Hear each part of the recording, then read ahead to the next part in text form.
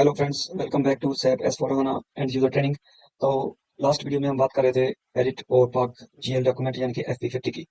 तो जैसे हमने पहले देखा था, जब FB50 किया था तो FB50L इसके साथ लेजर ग्रुप का साथ ये सेम ट्रांजेक्शन है। तो ऐसे ही पाक GL document for ledger group, तो FB50L, तो इसमें पहले भी मैंने आपको बताया था कि एक एक्स्ट्रा फील्ड है लेजर ग्रुप का। अदरवाइज ट्रांजेक्शन कोडिंग सिमिलर रहेगी जो FB50 में थी। तो लेजर ग्रुप का कॉन्सेप्ट क्या है, तो आज इसके बारे में बात कर लेते हैं। लेजर ग्रुप, जैसे मैंने पहले भी आपको बताया था कि दो लेजर हम यूज कर रहे हैं यहाँ पे इस ट्रेनिंग के दौरान। एक 0L यानी कि लीडिंग लेजर, और सेकंडली अपनी है QN, non leading ledger, QA1314। So ये QN जो है ये पैरेलल लेजर है। पैरेलल लेजर का कॉन्सेप्ट क्या है? पैरेलल लेजर का कॉन्सेप्ट हम समझते हैं इस पीपीटी की इस हमारी ये स्लाइड से। देखिए, जैसे मैंने आपको बताया कि 0L लीडिंग लेजर है। देखिए, जो सैप है ये बहुत बड़ी हाई प्रोफाइल एप्लीकेशन है।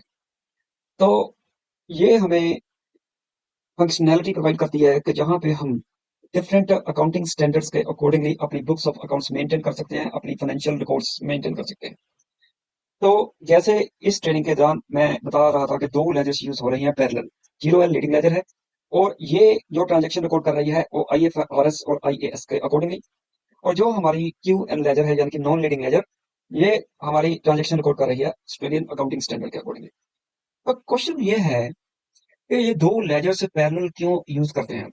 देखिए, हो सकता है अलग अलग कंट्रीज में अलग अलग अपने अकाउंटिंग स्टैंडर्ड्स होते हैं, तो उनके अकॉर्डिंगली जो बुक्स ऑफ अकाउंट्स मेंटेन करनी होती हैं। लेकिन कुछ कॉमन अकाउंटिंग स्टैंडर्ड्स हैं जो all over the world applicable हैं, जैसे IFRS IAS, यानी कि जो मल्टीनेशनल कंपनीज हैं। तो यूनिफॉर्म बेसिस के ऊपर अपनी बैलेंस शीट, फाइनेंशियल अपनी स्टेटमेंट्स को प्रिपेयर करने के लिए वो कॉमन जो अकाउंटिंग स्टैंडर्ड्स हैं वो यूज करती है। यानी कि जब एक कंपनी अपनी बैलेंस शीट बनाएगी तो दो अकाउंटिंग स्टैंडर्ड्स के अकॉर्डिंगली वो बनेगी, एक लोकल अकाउंटिंग स्टैंडर्ड्स के अकॉर्डिंगली और एक जो इंटरनेशनल लेवल के ऊपर एप्लीकेबल अकाउंटिंग स्टैंडर्ड्स हैं। तो इन दैट केस ये जो हमारा पैरेलल लेजर का कॉन्सेप्ट चल रहा है, ये सोचने वाली बात यह है कि अगर हम कोई पर्टिकुलर ट्रांजेक्शन कोड करते हैं, अगर वो लीडिंग लेजर में जा रही है, पैरेलल वो ट्रांजेक्शन हमारी नॉन लीडिंग लेजर में भी कोड हो रही है, तो डिफरेंस कैसे होगा? देखिए, डिफरेंस का एक मैं एग्जांपल लेके बताता हूँ। मान लीजिए, जो हमारा इंटरनेशनल अकाउंटिंग स्टैंडर्ड है वो बोलता है कि जो डेप्रिसिएशन कैलकुलेट होगी फिक्स एसेट के ऊपर, वो according to straight line method करनी है, मान लीजिए। और जो ऑस्ट्रेलियन अकाउंटिंग स्टैंडर्ड्स बोलते हैं कि जो डेप्रिसिएशन कैलकुलेट होगी रिटर्न डाउन वैल्यू से होगी। तो इन दैट केस क्या होगा, जब हम डेप्रिसिएशन रिकॉर्ड करेंगे तो उसमें हमें देखना होगा कि इंटरनेशनल अकाउंटिंग स्टैंडर्ड के अकॉर्डिंग जो डेप्रिसिएशन कैलकुलेट हुई है और जो ऑस्ट्रेलियन अकाउंटिंग स्टैंडर्ड के अकॉर्डिंग डेप्रिसिएशन बनती है, उनमें डिफरेंस क्या है? डिफरेंस का जो अमाउंट है वो हमें पर्टिकुलर लेजर ग्रुप में डालना होगा, ताकि वो जो हमारी नॉन लीडिंग लेजर का जो बैलेंस शीट है वो उस लोकल अकाउंटिंग स्टैंडर्ड्स के अकॉर्डिंगली प्रिपेयर हो जाए। तो इसलिए इस ट्रांजैक्शन का रेलेवेंस बहुत बढ़ जाता है इन दैट केस। तो अब मैं आपको जैसे बताता हूँ कि पैरेलल रिकॉर्डिंग कैसे हो रही है। मान लीजिए, हमने अभी एक हमने एक डॉक्यूमेंट जो पहले एंटर कर लिया है उसको देखते हैं। ये लेजर व्यू में देखते हैं इसको, ये FP03L ट्रांजेक्शन कोड है, इसमें देखते हैं। पहले हमने ट्रांजेक्शन कोड की थी एक ये लास्ट वीडियो में। तो ये हमारा लीडिंग लेजर है, हमारा company code Q13 2025 fiscal year चल रहा है। और लीडिंग लेजर में हम देखते हैं इसको कि ये क्या, ये एंटर हो गई ट्रांजेक्शन, यस ये ट्रांजेक्शन इसमें रिकॉर्ड हो गई। यहाँ पे लेजर भी आ रहा है 0L, क्योंकि ये लेजर जनरल लेजर व्यू है।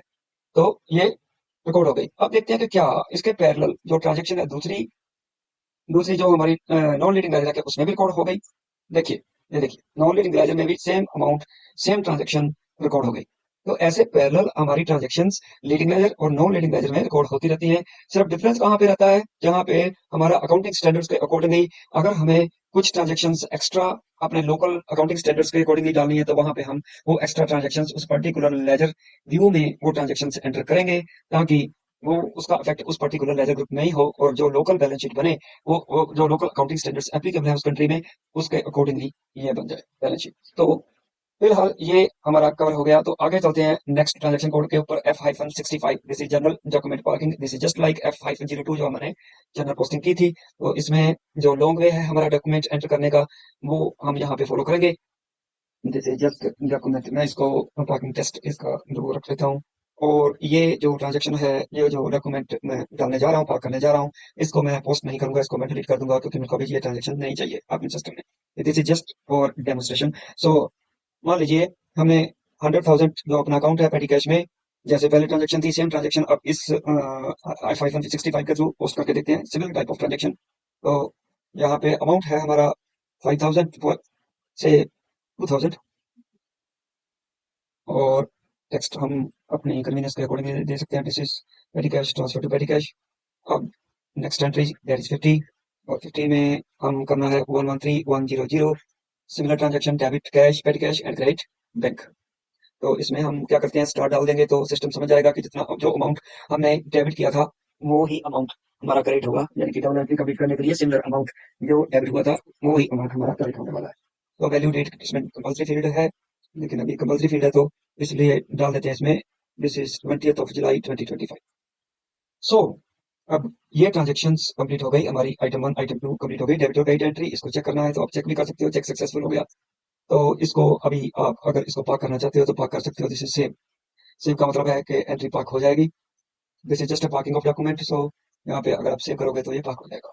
दिस इज जो डॉक्यूमेंट नंबर है 100000004। सो ये हमारा डॉक्यूमेंट पाक हो गया। तो अभी you know parking of document को मैनेजर को अप्रूव करना होता है तो वो क्या करेगा, क्योंकि ये हमारा यहाँ पे देखिए जब हमने ये डॉक्यूमेंट एंटर किया था यहाँ पे कहीं पे भी ट्री ऑन का जो है ऑप्शन हमारा नहीं आ रहा। जैसे हमने सिंपल ट्रांजेक्शन में देखा था वहां पे ट्री ऑन ट्री ऑफ का हमारा ऑप्शन था, वहां पे से हम ट्री ऑन करके पाक डॉक्यूमेंट को एक्सेस कर लेते थे। लेकिन जो F-65 के थ्रू हम जो डॉक्यूमेंट पाक करते हैं उसमें ट्री ऑन ट्री ऑफ का ऑप्शन नहीं रहता है। तो उस डॉक्यूमेंट को कैसे हमारा मैनेजर या हम कैसे उसको एक्सेस करेंगे, तो डॉक्यूमेंट में जाके पाक डॉक्यूमेंट का जो अलग से फोल्डर है उसमें ये देखिए FFPV0 ये पोस्ट और डिलीट उस ट्रांजेक्शन को जो पाक की गई है पाक डॉक्यूमेंट के बारे में है। दिस इज पाक डॉक्यूमेंट, यानी कि जो पाक हो चुके डॉक्यूमेंट है उनको डील करने के लिए ये हमारे ट्रांजेक्शन कोड्स है। तो यहाँ पे चलते हैं। तो ये अपने आप वो हमारा डॉक्यूमेंट जो लेटेस्ट हमने एंटर किया वो आ गया। तो यहाँ पे हम ऐसे डॉक्यूमेंट लिस्ट से भी आप उठा सकते हैं इसको। तो यहाँ पे हम एंटर करते हैं तो ये है हमारी ट्रांजेक्शन जो हमने एंटर की थी। तो इसको अगर आप सिमुलेट करना चाहते हो या चेक करना चाहते हो चेक कर सकते हो कि ये करेक्ट है। तो यहाँ से मैनेजर वेरीफाई करेगा, वेरीफाई करके इसको पोस्ट कर देगा तो सक्सेसफुल है, यहाँ से पोस्ट हो जाएगा। लेकिन हम ये डॉक्यूमेंट पोस्ट नहीं करेंगे बिकॉज पेटी कैश के हमने ऑलरेडी 2 डॉक्यूमेंट्स ऑलरेडी पोस्ट कर रखे हैं। तो फिलहाल ये हमारी ट्रांजेक्शन कंप्लीट हो गई। यहाँ से सिमुलेट भी हो सकती है ये ट्रांजेक्शन, तो सिमुलेट करके पेटी कैश डेबिट हो रहा है और क्रेडिट हो रहा है हमारा बैंक। तो ये हमारा जो ट्रांजेक्शन है कंप्लीट हो गई। अब हम अगर क्योंकि हमें पोस्ट नहीं करना है तो लेट्स गो बैक। तो यहाँ पे आ गए तो यहाँ से डॉक्यूमेंट, आप यहाँ से डॉक्यूमेंट इसको कंप्लीट कर सकते हो, पोस्ट कर सकते हो, सिमुलेट कर सकते हो या इसको डिलीट कर सकते हो। सो जैसे मैंने आपको बोला था कि मैं ये डॉक्यूमेंट पोस्ट नहीं करूंगा, यहाँ से मैं डिलीट कर दूंगा। तो फिलहाल मैं ये इस डॉक्यूमेंट को डिलीट कर देता हूँ।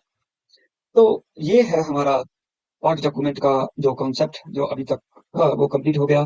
तो पाक डॉक्यूमेंट के बारे में और हमारा कोई ट्रांजेक्शन कोड अभी नहीं रह गया, तीनों ट्रांजेक्शन कोड हमने कवर कर लिए।